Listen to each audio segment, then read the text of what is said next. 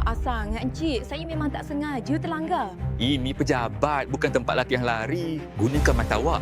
Berani ya budak Yumosan tu cari muka depan bakal kekasih masa depan saya. Tengoklah nanti. Kalau awak rasa paling hebat di sini, jual rumah ni dalam seminggu. Gagal, jangan harap boleh jejak kaki di sini lagi. Kalisa, awak serius? Rumah nombor 99 tu dah 10 tahun tak laku sebab berhantu. Pun, balik dan kahwin je. Suami awak kaya, cuma kepala dia licin sikit. Anak, ayah. Lebih baik saya jual rumah hantu daripada kahwin dengan pakcik botak. Encik pemilik taman tema Gedung Jerit kan?